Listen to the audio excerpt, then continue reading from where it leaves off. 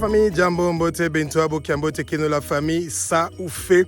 Aujourd'hui, nous allons parler de la ville la plus chère de l'Afrique centrale, donc c'est Kinshasa. Kinshasa vient en première position après Kigali. Donc, en première position, pardon, et ensuite suit donc Kigali.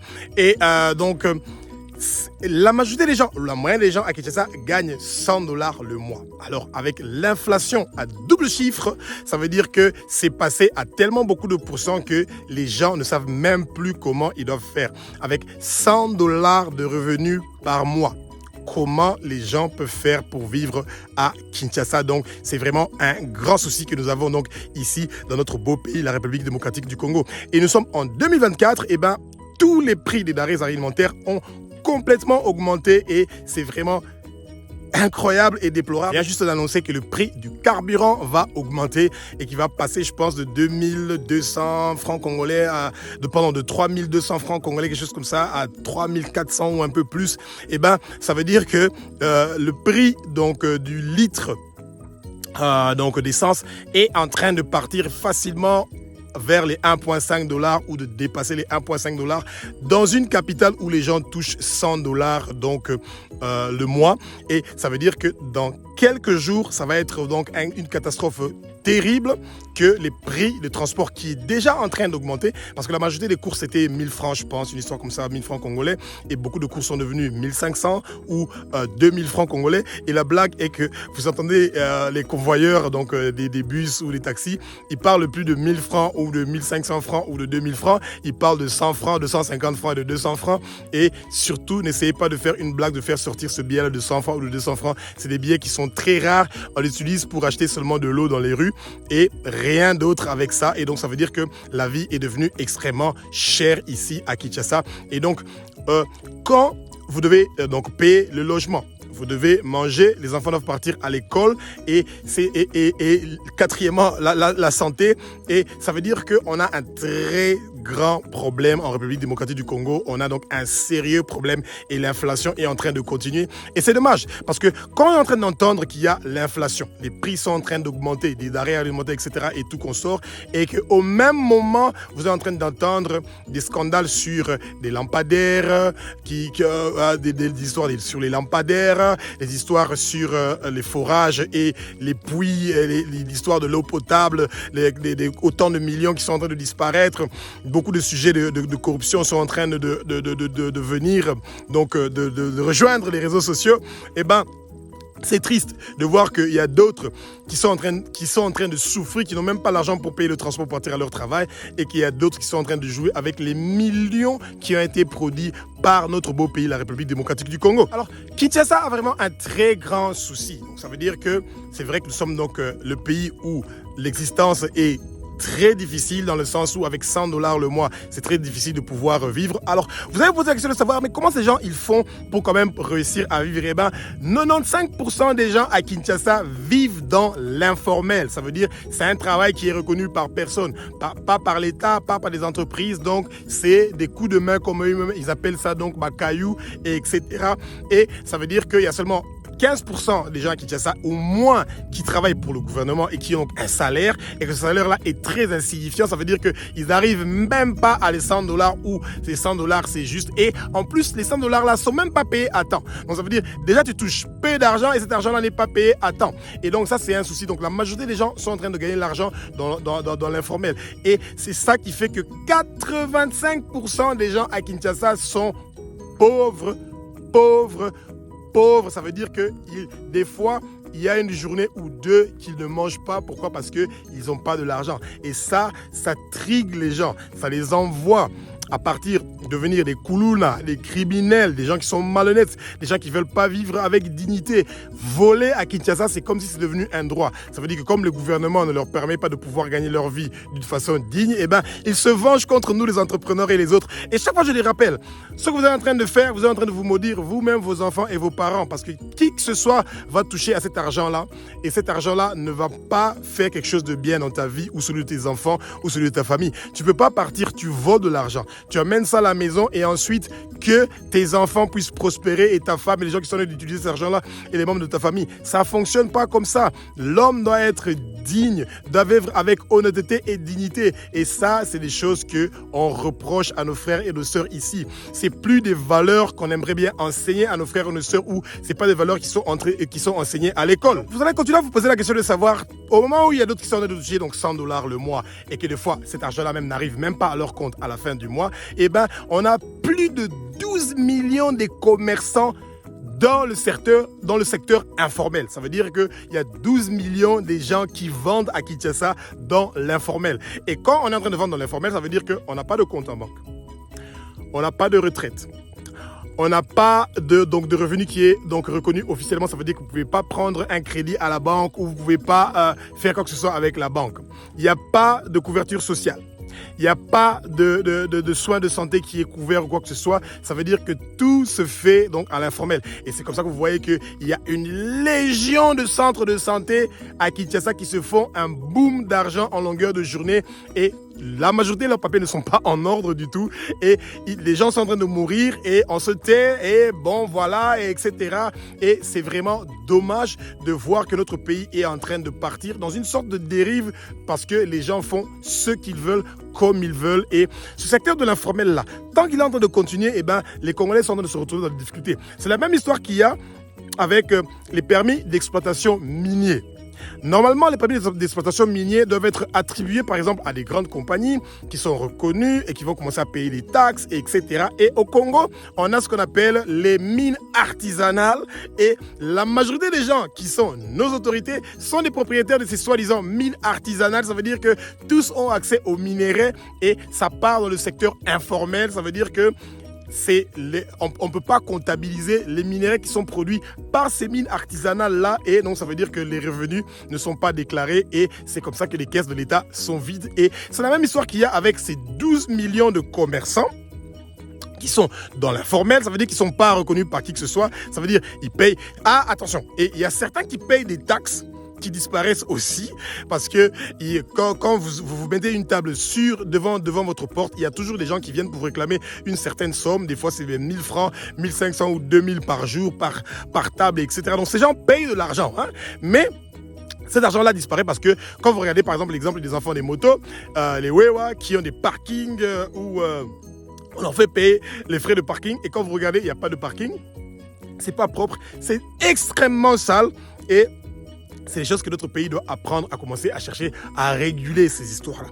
Pourquoi nous sommes en train de parler de ces histoires-là? C'est pas parce qu'on veut seulement être là en train de critiquer, etc. Non, du tout. C'est au fait, nous sommes là pour réveiller le citoyen congolais, de réveiller le Quinois, parce que c'est des choses qui sont pas normales. Tout ce qu'on est en train de chercher à normaliser, qui n'est pas normal, on doit refuser ces choses-là parce que ça nous aide pas. Ça aide pas le pays, ça aide personne et ça nous fait seulement reculer en arrière et de perdre l'élan d'être compétitif avec nos voisins ou avec d'autres pays qu'on aimerait bien faire une compétition avec eux pour pouvoir être les meilleurs.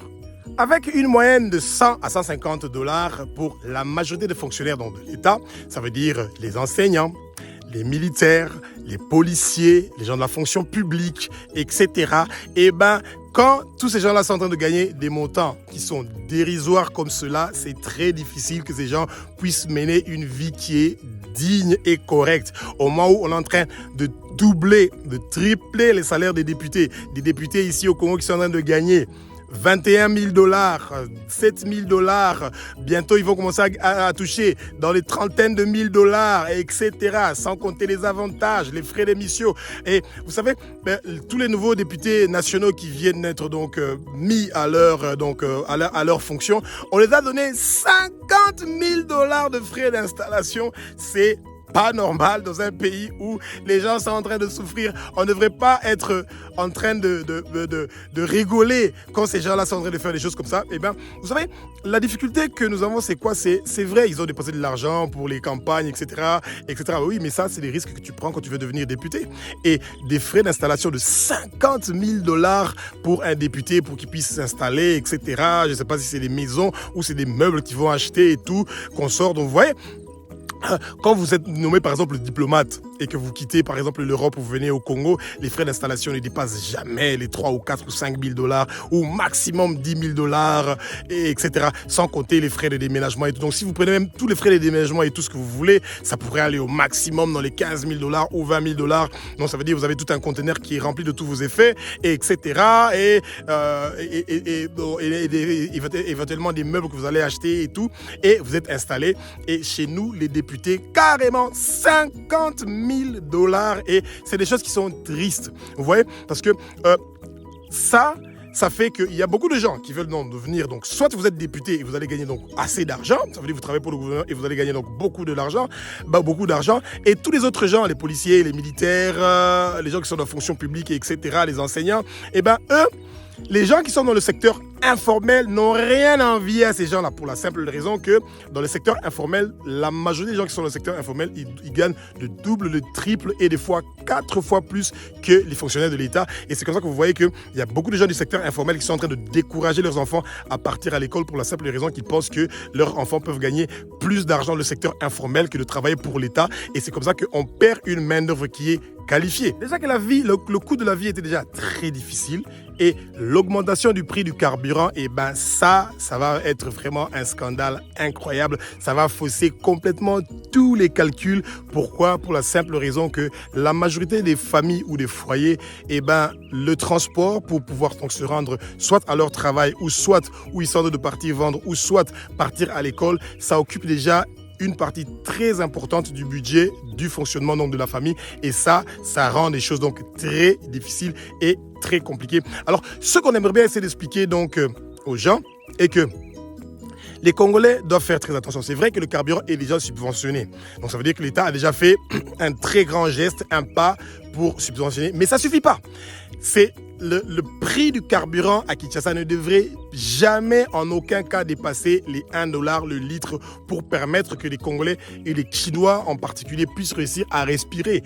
Et ça, l'augmentation du prix du carburant est un très grand danger pour notre société. Mais comme vous le savez, les Chinois sont un peuple mouton comme on les appelle. Jamais ils partent dans la rue pour réclamer, jamais ils font des réclamations. Vous avez entendu, quand il y a 71 millions de dollars qui disparaissent des caisses de l'État pour une cause donc qui devait donc faire des forages d'eau potable et que ces forages-là n'ont pas été produits depuis 2 ans. Donc ça veut dire que, et bizarrement ces histoires-là sont en train de venir donc dans le public, dans les réseaux sociaux après les élections. Pourtant, c'est des choses qui se sont passées déjà avant les élections, mais bon, soit c'est des techniques qui sont utilisées pour écarter certaines personnes qui ne doivent pas retourner dans le nouveau gouvernement. Ça, c'est eux-mêmes qui savent les jeux qu'ils sont en train de faire. Mais au juste, les Congolais doivent se battre pour réclamer cette histoire-là que le prix du carburant ne doit pas augmenter. C'est beaucoup de familles qui vont aller dans la dérive. Ils vont être dans les difficultés énormes et ça sera très dommage de voir que les gens sont en train de souffrir en silence. Pourtant, il y a une possibilité de pouvoir s'exprimer, parler de leurs problèmes. Un chef de l'État ou sa famille ou ses proches, ce sont des parents. C'est des gens qui doivent comprendre que la population en a marre de continuer à subir des humiliations, à subir des échecs, d'être inutiles pour notre société. Et ça, c'est vraiment dommage parce que le Chinois veut vivre d'une façon honnête. Et avec entre 100 et 150 dollars le mois, c'est très difficile de nouer les 2 bouts du mois d'une famille de 4 à 5 ou 6 personnes. C'est pratiquement impossible. Donc, les salaires des gens devraient normalement augmenter. Quand les prix des denrées alimentaires ou les prix du carburant est en train d'augmenter, eh ben, le gouvernement, soit il subventionne le carburant, ou soit ce sera les salaires qui doivent augmenter. Eh ben, le côté qui va se passer, c'est seulement l'augmentation des prix, par exemple, du carburant et pas l'augmentation des salaires. Et c'est ça qui rend les choses très difficiles dans notre société ici à Kinshasa. Vous allez être très surpris que un pays où on a des terres arables et on ne produit pas de l'huile. Donc ça veut dire que l'huile que nous sommes en train d'utiliser au Congo, il y a de l'huile qui vient de Dubaï. C'est terrible. Bon, faites des recherches, vous allez voir. 1 litre d'huile, pour le moment à Kinshasa, on est en train de vendre ça à 2,4 dollars. C'est pas du tout normal. Le riz vient de la Thaïlande ou de la Chine qu'on est en train de consommer ici à Kinshasa. Donc le riz produit au Congo, ça arrive très difficilement dans le marché. Le semoule qu'on est en train d'utiliser ici à Kinshasa, ça vient en majorité de l'Afrique du Sud. Donc encore une fois, une autre difficulté. Le pain, la farine vient de l'Ukraine. ça rend les choses très difficiles. Les tomates qu'on est en train d'utiliser, les tomates qui viennent de Dubaï, les tomates qui viennent du Maroc et de l'Angola. Donc ça veut dire que les tomates en boîte, etc., on ne produit pas. Le sucre. On est en train de consommer des sucres qui viennent de l'Inde, ici à Kinshasa. Et ensuite, les oignons. On a des oignons qui viennent de la Hollande et des oignons qui viennent et des c'est quoi l'ail qui vient du Maroc. Ensuite, les pommes de terre viennent de Goma et le sel vient de la Tanzanie. Les épices viennent de Dubaï ou de la Tanzanie et le poisson vient de la Namibie, les fameux Thompson. Et les poulets, le cochon et tout, ça vient de la Hollande, ça vient du Brésil, ça vient de l'Afrique du Sud, de la Namibie, etc. Et bref, tout est importé et cette chose-là est en train de rendre la vie très difficile.